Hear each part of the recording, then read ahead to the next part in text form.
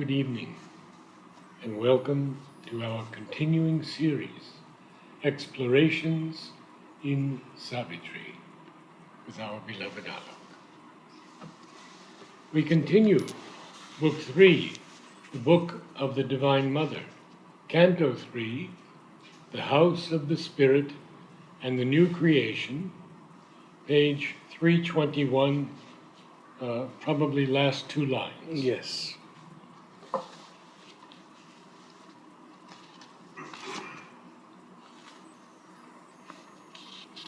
Would you like to read? I'll read after the break. Okay. There, nature on her dumb spiritual couch, immutably transcendent, knows her source. So, on one side, nature goes into a state of utter quiescence, and on the other hand, it knows where it's coming from, the divine Shakti. I asked Amal about the word dumb, and he said it always means quiet or silent. It's never the pejorative that we would use. And this is a crucial aspect in Sri Aurobindo's yoga, that nature also has a divine origin. It's a very simple thing, but very often it is missed. So in traditional yoga, nature is nature. And this is the soul which comes from the divine. Where does nature come from? There are different explanations. But nothing goes beyond Maya. Though Shri Krishna says even this Maya is my Maya. But its full import is that because nature in its origin is divine, therefore all its movements are ignorantly, imperfectly trying to recreate that truth. And therefore they can be transformed into their divine equivalent. Otherwise there was no possibility of transforming it. When we asked Mother about this, she said that nature had her own way of reaching the Supreme. Yes. But she didn't care whether it took 1,000,000 years or 10,000,000 years. But when Mother showed her what could be so beautiful, nature agreed to collaborate. 58, this is a huge message event. of 1958. A huge event. 1957, November, she had this experience. Material nature accepted the new substance, and it understood that it is going to make her joy manifold. It's not going to diminish her in any way, but make the play even more fascinating. So then she has accepted. That was the message, oh Mother, material nature. And to the stir of multitudinous worlds ascends unmoved in a perpetual calm. So when nature withdraws into its quiescent state, then we enter that state where one is just giving a consent, allowing things to pass through. Many yogis reach this point where nature continues its mechanical activity while they are in a state of inner quietude. All causing, all sustaining and aloof, the witness looks from his unshaken poise, an eye immense regarding all things done. This eye immense is in the Vedas the image of Vishnu, who is described as an eye extended in the vast, who is watching the play, detached from it and letting it happen, unroll by. Apart, at peace, above creation's stir, immersed in the eternal's altitudes, he abode defended in the shoreless self, companioned only by the all-seeing one. So it doesn't mean that there are not multitudes hidden there, but the first experience is that you are alone with the Lord. And then, of course, many things will happen, which Govinda will reveal to us.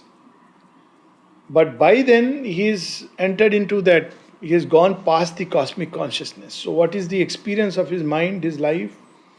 A mind too mighty to be bound by thought. The mind has become not only a free, but a universal intelligence.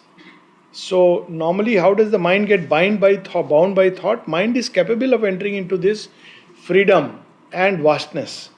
But by stressing upon one thought, one idea, one viewpoint, words still one opinion, it gets bound and tied into that. So that's how it becomes bound by thought. And then all one's life, one is defending it rigidly.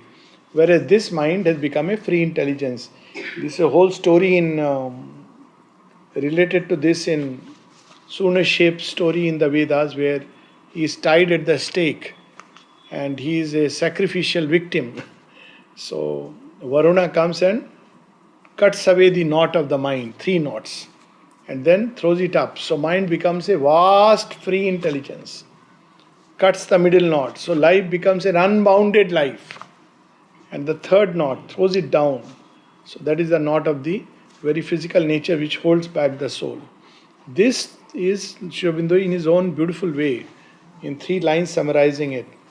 A mind too mighty to be bound by thought, a life too boundless for the play in space, a soul without borders, unconvinced of time. So it becomes freed from all forms, all the entire play.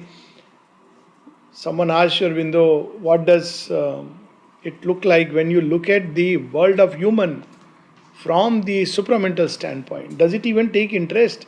He says, yes, the supermind takes interest in worldly things, but not in the way we take it.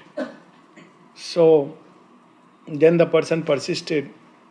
He said half jokingly, half in jest, well, from that standpoint, you don't see much difference between cats and dogs and humans. To that extent. It's but this flame. If this is not there, then it's hardly any difference. Life is like that. He says, from that standpoint. Even to one of the disciples, he says, who has made you believe that you are superior to an animal?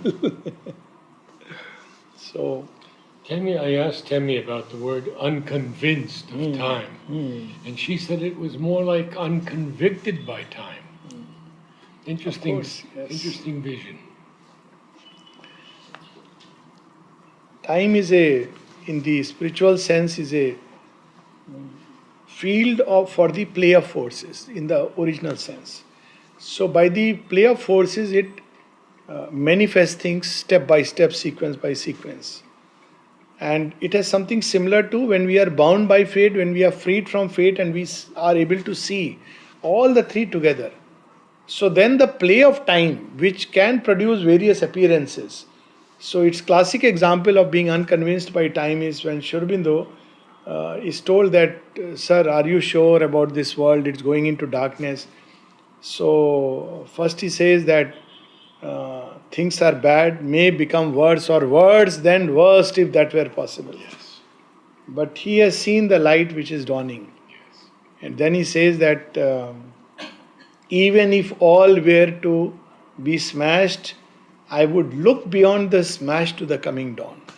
That is called unconvinced by time, because the play of time, creating situations, circumstances, appearance, is not caught in that. It knows for sure that there is, and of course one has to be freed from the grip of time for that. He felt the extinction of the world's long pain. He became the unborn self that never dies. He joined the sessions of infinity. Oh, what a marvelous, I mean, it's really indescribable. Joined there is a yagna going on, sessions of infinity. Beings of that stature are meeting together and he is joining them to. On the cosmic murmur, primal loneliness fell. The entire noise and sounds and everything that is happening in the creation, that entire field of vibration has come to a stillness and quieted. Annulled was the contact formed with time-born things. Empty grew nature's wide community. So that's why I keep saying Sri Aurobindo's compassion. Still he kept contact. That is his. He had come for this work.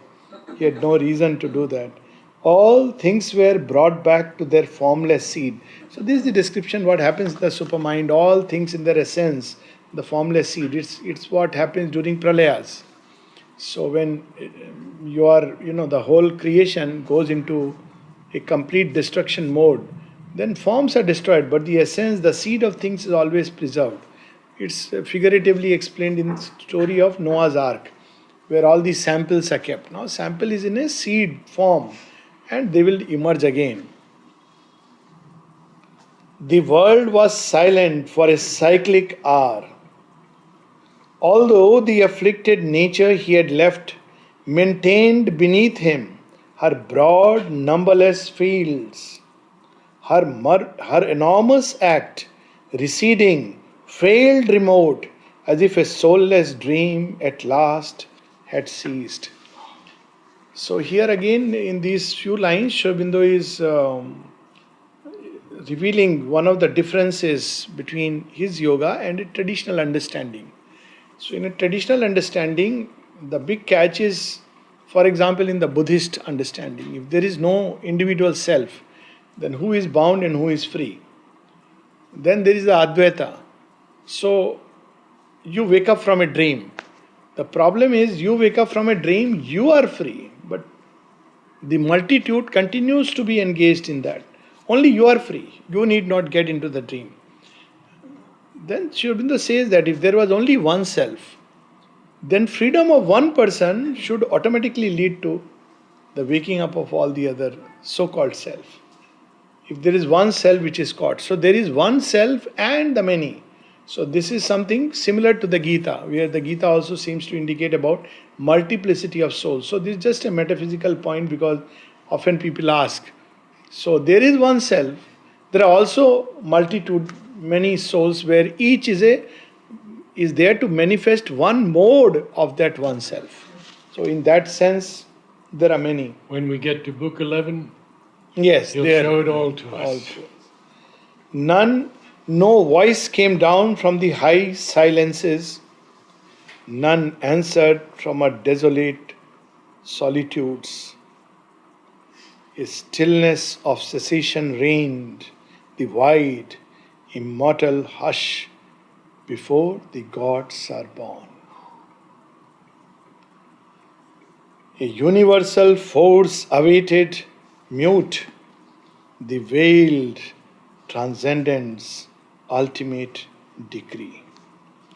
So he's entered that state before the play of time, before space, before form, in that primal hush, waiting for her to send down a word.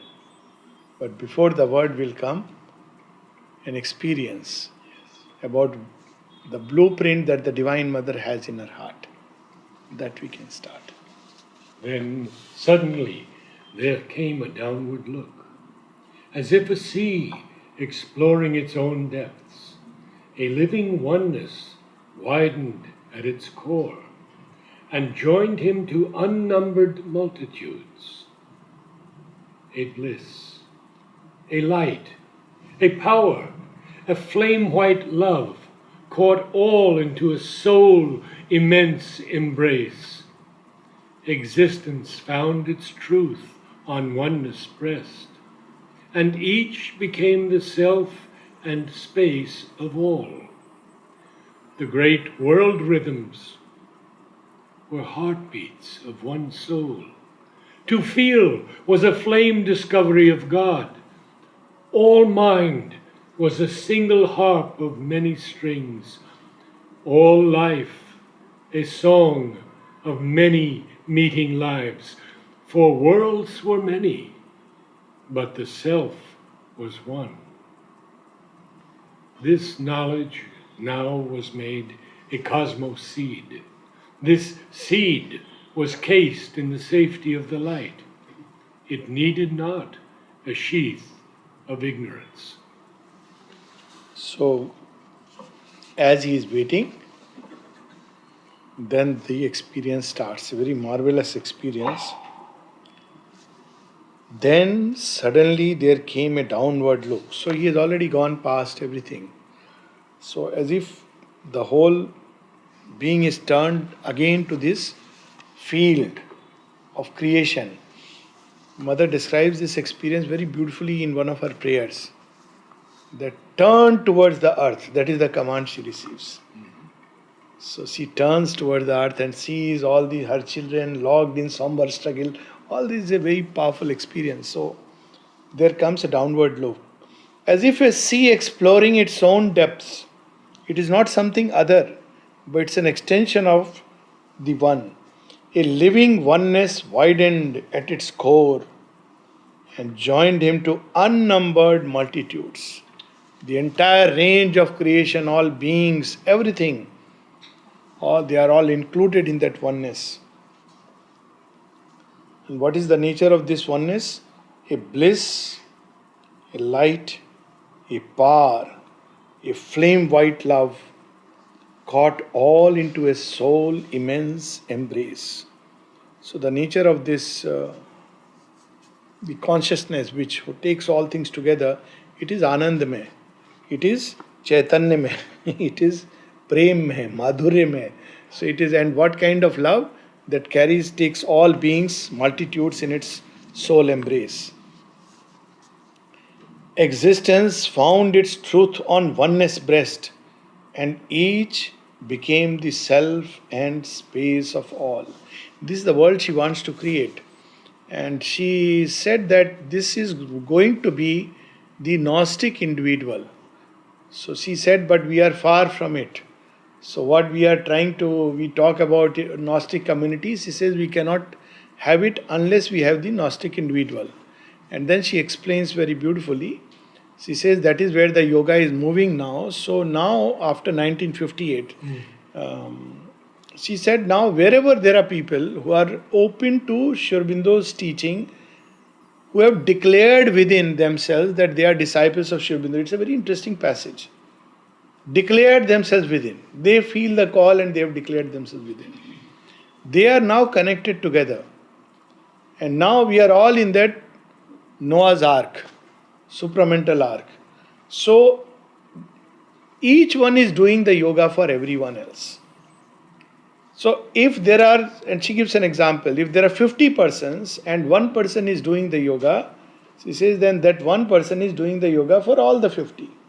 So he'll find his progress greatly delayed.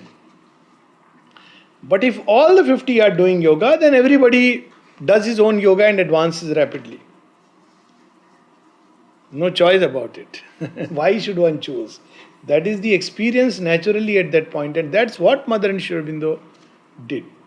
When they started on the journey, they had this choice whether we go alone, have the siddhi, then come back, or we take everybody together. And the Mother says the choice was spontaneous.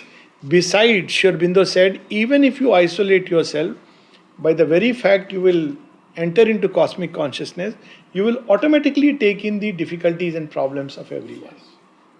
So this is the sense of each became the self and space of all. He writes in another line, one man's perfection still can save the world. And that is the reason why she had started collective meditations. And she describes that also, that why collective meditations were started in the ashram and then in the playground. Of course, she says there are different movements because now there is a collectivity which is formed. So the original purpose is this, that so that this whole mass progresses, because the two are now interconnected. The great world rhythms were heartbeats of one soul. So what was happening in this heart was getting translated into the world, because it was the heart of the Lord which was beating within.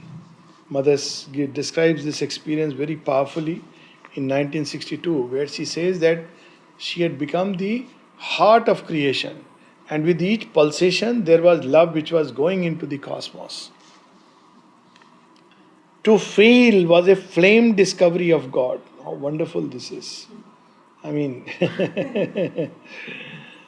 and what was happening to the mind? All mind was a single harp of many strings. So there was no more confusion, misunderstandings, clash, debates, discussions. because that mind had become a universal mind, a single mind where with a harp of many strings, the original, not just Santur, but whatever, the original mind with many strings, countless strings. So, whatever was happening in anybody's mind, it was automatically getting translated. And mother describes this experience even at the physical level in the brain. So, whatever is happening, somebody has a stroke, it gets translated into her own brain. Like that, that it's a unimaginable experience. It's really unimaginable. Sri Aurobindo says in one of his poems, The Cosmic Man, he says, I have wrapped the world in my wider self. London and Paris and Tokyo, my spirits seeing are. Man, few good deeds and countless misdeeds take place within my single heart. I am the bird he feeds and saves, the bird he slays. I am the life of the village and the continent. I feel each stab and every kiss. All is taking place in that. Of course, quite naturally, because it's a totality of that experience. So it gets translated in a very different way, not the way we experience it, but all these stabs of creation are born, and all the kisses, the love, all that he bears. All life a song of many meeting lives. This is what she wants us to become. So that when we meet, it's not with arms folded to wrestle, but a song of many meeting lives. They are coming together and becoming a single harmony. For worlds were many, but the self was one. So this is what we need to understand from all these dances and orchestra music, that you have many countless people singing or acting, but ultimately there is one director or the one master, one conductor who is conducting the opera, and it should be as harmonious as that. Here we can only have it for a few moments during the dance or the music, but after that everybody, I was better, isn't it? Better than that, and all the jealousies and ambition comes back. But it is a symbol of what life would or should become. There's an excellent film on a conductor, one of the greatest of all time, Herbert von Karajan. If you can see that film, you'll be moved by it. Wow. He says at one point, if my work is not finished, I'll simply have to come again and finish it.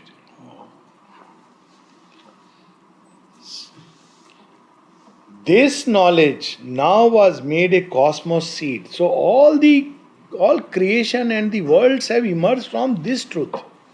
That's why there is a link of oneness, whether we like it or not. And this we have to learn from the moonlander. If you can communicate, that means there is a means of connectedness. If you can receive the light from billion light years away, that means there is a connectedness. Just that we don't know the means, we don't have the equipment. So the whole creation is interconnected, because at its core there is oneness. So whether we like it or not, it is interconnected. And that's why he says the individual and the mass have a mutual effect on each other. And that was the problem of the old yogas, because even when they felt this world should become better, but the masses are far behind. So what does the yogi do? He ultimately withdraws. Now Sri Aurobindo has that power, that consciousness which can change things here. Otherwise, as we advance, a time comes when there is such a dislocation. Even when you discover oneness, the world is far away from that. You are regarded as a mad person, Chote Narayanji's story, where he met this man whom everybody in the village used to call mad. And his name was Bhula. And Chote Narayanji was very keen for, he wanted to know somebody who really knows God. So he asked him one day, when he saw him all alone. Bola, bola. So after some time he turned, yes. He said, तुम सच में पागल हो? Are you actually mad? He remained quiet for a while. He said, nah, no. He said, फिर क्या हो? What are you? He said, हम साधु हैं. Sadhu is a way of saying, I am a sadhu. So he asked, Bhagwan ko dekhe ho? Have you seen God? He said, what else is there to see? देखने का और क्या है? तो he said, हमको दिखाओगे? Will you show? बोले ये रास्ता तुम्हारा नहीं है. This is not your way. He said, what is my way? He said, I can see. You have another way. It is already open for you. Your guru is there. He said, which guru? He says, yes, he is there behind you. He has told me. And he is going to open the path for everyone. That he is there leading you. Or something like the world guru. I am forgetting the exact word. He is there. So he didn't know anything about Mother and Sri Aurobindo. He discovered little later. He had not even known. The guru is already there. He doesn't know which guru. He said, you are not, this path is not for. Because they are exceptional beings. They cannot after that stay in the world. So it's much safer to be called as a madman. People will avoid your company. And you are safe. The fellow who used to work with me in the Matrimandia Gardens went to this great Japanese master who was giving Vipassana. Okay. And the whole crowd walks before him. And when my friend gets to him, he says, oh, but you are from another nest. But welcome. Masters know it. They know it.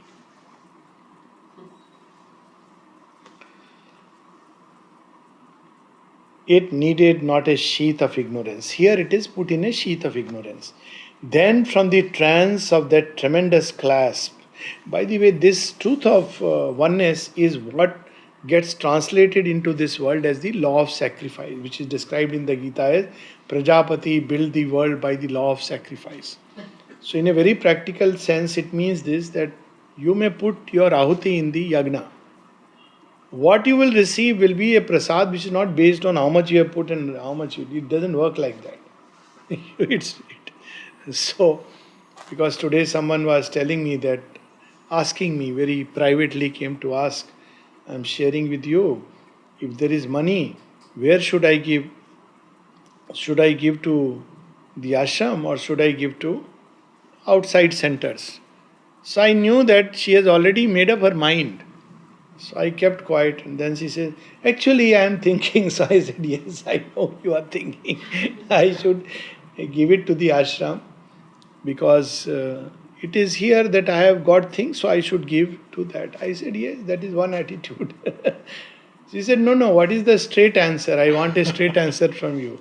I said, straight answer is go by what your inner being tells you. Then she started justifying, but outside there are other. I said, there are no others if you want a straight answer. Mother is everywhere. Mother's work is going on everywhere. But you give where you deep inside. If you feel, if you want to have that connection, that I have got this much and I am giving this much, then that is another kind of play. But it is not yagna. It is calculation and bargaining. But true yagna is where you give. What you will get, others will get. It's not your concern. And you are giving to the Divine Mother. But that is the real attitude. So from this law of oneness comes in this creation, it gets into the law of yagna. So that's why in this world we will see, when we give, when we are expecting it from that source, we are making a fool of ourselves. But when you give something to the world, as Buddha has said, it will come back manyfold. The problem is we are just looking in the wrong direction. It's right there. The divine Swiggy man is waiting, tapping at us. Are, I have got a parcel from divine. No, this fellow is not giving me, I gave so much. Again, tapping you. After some time, because play of time, no. So he goes, then you say, God, you gave me nothing. He says, so many times I sent him to knock at your door. You were so busy, engaged in another human being where you were expecting. And if you don't expect from any human being, the whole inner core will open up. with all the love and joy, you'll be flooded with it because you are expecting from nothing and nobody. So that is the original sense of yagna. When you have offered, offer to the divine. Sri Aurobindo goes on to say, in your giving and receiving also. So when you give a gift, you should give it not to the person but to the divine in the person. And when you receive it as it is being given by the divine, coming from the divine, so that you are not obliged to anybody. It's very difficult. It's a tough lesson. I mean, earlier I this lesson one Russian boy taught me. US one of the trips, and my usual, is that sattvic mind. They want to give something like, buy something for you. No. Then this boy told me, you still have the ego of the receiver. I said, yeah, you're right. I said, thank you.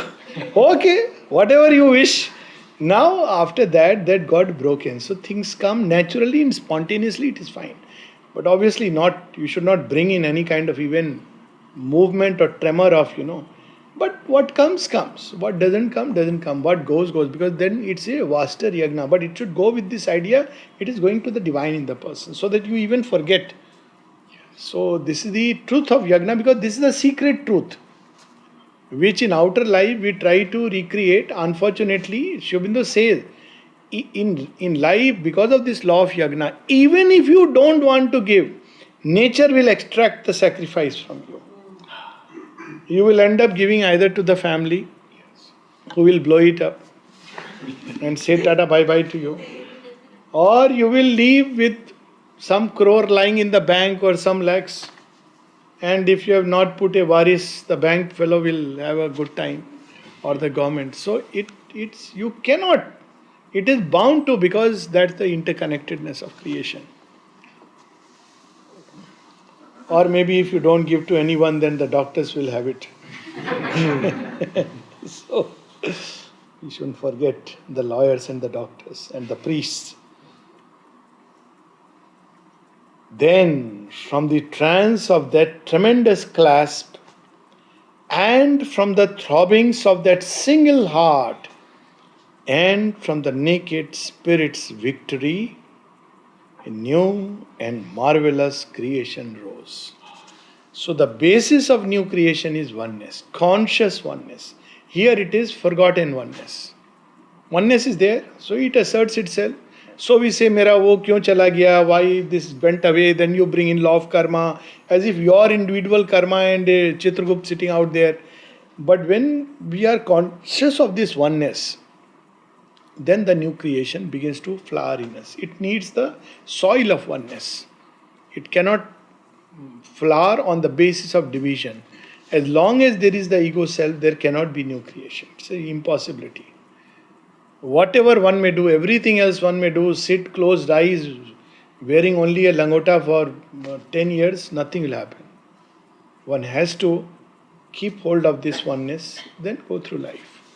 Mother has named about 12 flowers the new creation. Yes. Very special. And she actually gave them 2 names. She started giving them for Oroville. Yes. Beauty of Oroville, charm of Oroville, realization of Oroville. And one day she said to Tara, we have to extend it a bit. So we'll call it also charm of the new creation. Yes. Beauty of the new creation. Yes.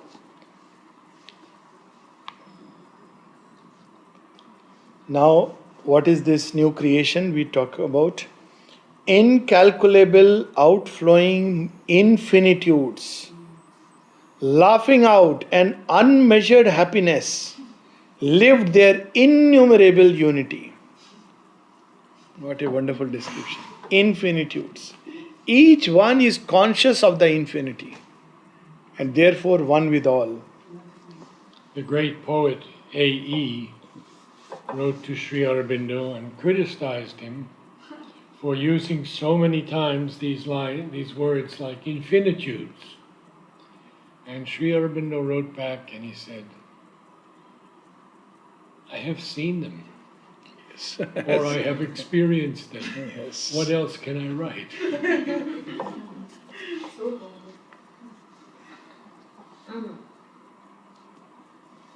worlds where the being is unbound and wide, bodied unthinkably the egoless self. So there is a body. Body is there, bodied unthinkably beyond our comprehension. The egoless self. Rapture of beatific energies join time to the timeless, poles of a single joy. No more this antagonism is healed. So in time, the rhythms of time recreate the rhythms of the timeless. White vasts were seen where all is wrapped in all. There were no contraries, no sundered parts. All by spiritual links were joined to all. Now, to have these spiritual links, you have to first get rid of all these false links.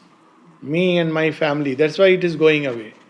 Joint family, this family, how can there be a vaster consciousness if we are limited to this little understanding? Then my mohalla, my village, my language, my state, all these links with which we are so strongly identified becomes that much a bar between us and the new creation. In the new creation we can understand them, but as long as we are tied to links of the ego, that's why the true spiritual family, that was one of the purpose of all these collective congregations, that people come together and discover a new kind of unity. The Sri Aurobindo describes it in the synthesis that initially the psychic being in its development, it quite naturally wants to be with those who share a common aspiration. It starts from there. It's no more based on common interest, common funds, common this, common birth, which is the most ridiculous. In fact, at one place, when someone asked Sri Aurobindo, I somehow don't feel that kind of attachment to my parents as I used to feel. What is it? He was confused whether it's I'm progressing or I'm going down, because you're supposed to feel parents, duty and all that. So Sri Aurobindo says this idea of duty toward the parent is a social idea. It has no spiritual truth in it. So then he speaks about the spiritual truth. He says it is based on a tamasic physical association and it drops off as one advances. And it is good if it goes away. This is one of the signs of progress, which goes unnoticed. It's not some big experience, but inwardly it drops away. Why? Because you have gone past it. It doesn't mean you won't do what you have to do. You'll do, but that kind of an attachment, that kind of, identification, that is gone. Because now you are experiencing this largeness. So we are joined by spiritual links and bound indissolubly to the one. And we must understand the difference between spiritual link and ideative link. Ideative link forms ideologies and people who are followers of a same ideology. Religious links, they create cults. But spiritual link, it really transcends all these barriers. It's a deeper consciousness. And bound indissolubly to the one, each was unique, but took all lives as his own. It's not a monotone. Each is unique.